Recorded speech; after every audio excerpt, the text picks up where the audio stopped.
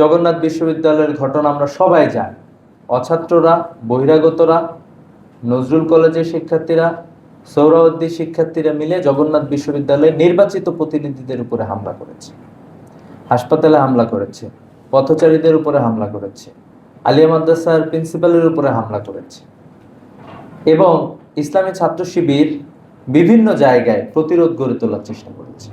আমরা যদি ঢাকালিয়ার কথা বলি, আপনারা দেখবেন যে ঢাকালিয়ায় ছাত্র দলের বহিরাগত সন্ত্রাসীদের উপরে নিয়ে হামলা করা হয়েছিল।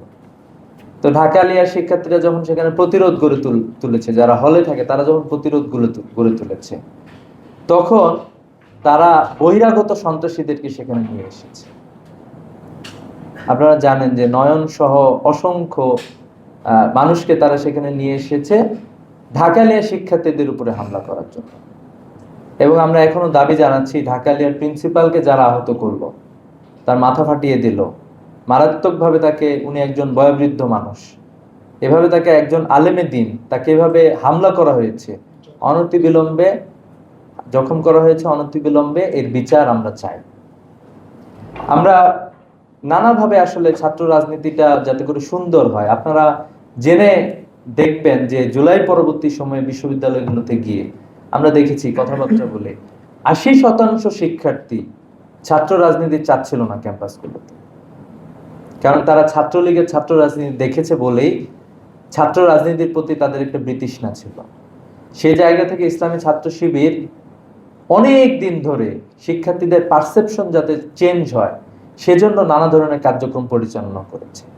ছাত্র রাজনীতি যে ছাত্র বান্ধব হতে পারে সে বিষয়টা আমরা উপস্থাপন করার চেষ্টা করেছি এবং আমরা দেখেছি যে সাধারণ শিক্ষার্থীরা এটাকে অ্যাকসেপ্ট করেছে, অ্যাপ্রিসিয়েট করেছে। আমরা আমাদের অন্যান্য ছাত্র সংগঠনকে দেখেছি, তারাও অ্যাকসেপ্ট করেছে, অ্যাপ্রিসিয়েট করেছে। আমরা কিছু কিছু সময় দেখেছিলাম যে ছাত্র দলেরও একটা অংশ এ ধরনের সুন্দর কার্যক্রমের সাথে যুক্ত হয়েছিল।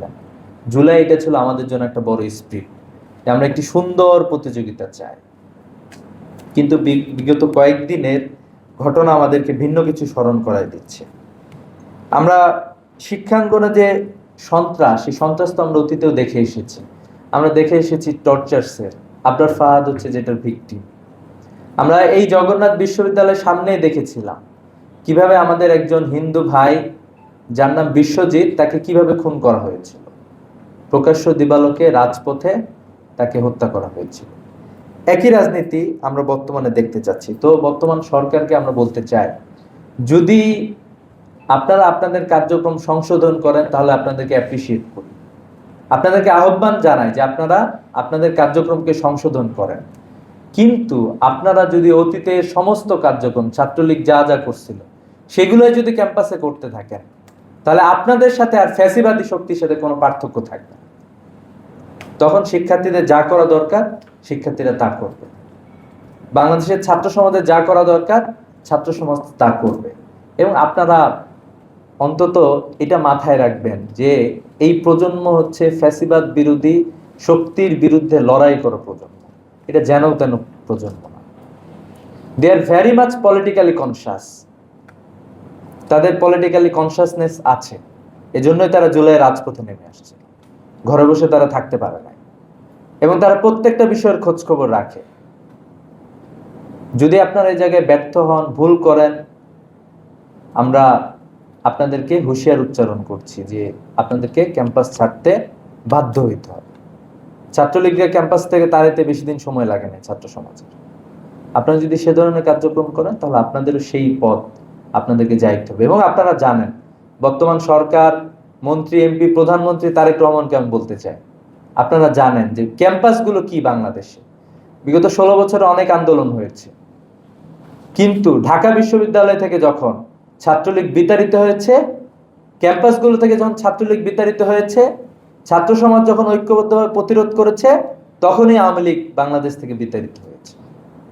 অতএব এই ক্যাম্পাসগুলো খুবই সেন্সিটিভ জায়গা। মহা অন্যায় করেছেন আপনারা, মহা জুলুম করেছেন। বিশ্ববিদ্যালয়ের নির্বাচিত প্রতিনিধিদেরকে আপনারা রক্তাক্ত করেছেন, হামলা চালিয়েছেন। আপনারা তো ভিন্ন কিছু উপস্থাপনই করতে পারতেছেন। আপনারা সরকারে আছেন, ক্ষমতায় আছেন, নানা ধরনের শিক্ষার্থীরা আপনাদের দলের প্রতি আকৃষ্ট হতে পারে, কিন্তু আপনারা সেই অতীতে সন্ত্রাসী ভাষায় আপনারা আপনাদের কথাগুলো বলে যাচ্ছেন। তো ইসলামী ছাত্র শিবির সহ আমি দেখেছি যে বাংলাদেশের অধিকাংশ ছাত্র রাজনৈতিক নেতৃবৃন্দ, আজকে যে সকল নেতৃবৃন্দ কথা বলে গেলাম, আমরা সবাই বিষয়গুলো নিয়ে কনসার্ন। এখানে তো শুধু ইসলামী ছাত্র শিবির আক্রান্ত হয় না, ছাত্র শিবিরের সাথে ঢাকালের হলে থাকা শিক্ষার্থীরাও আক্রান্ত হয়েছে। ঢাকা কলেজে জুলাই আন্দোলনে যারা শহীদ হয়েছেন তাদের দোয়া অনুষ্ঠান ছিল, যারা আহত হয়েছে ঢাকা কলেজে তাদের সম্মাননা প্রোগ্রাম ছিল, সেখানে গিয়ে আপনারা হামলা করছেন। আপনারা কি জুলাইয়ের বিরুদ্ধে অবস্থান গ্রহণ করতে চান? আমি বিশ্বাস করি যে আপনারা জুলাইয়ের বিরুদ্ধে অবস্থান গ্রহণ করতে চান না। জুলাইয়ে আমাদের ঐক্যবদ্ধ প্রচেষ্টার মাধ্যমে জুলাই সংগঠিত হয়েছিল, ছাত্র সমাজের কনসেনসাস এখানে ছিল।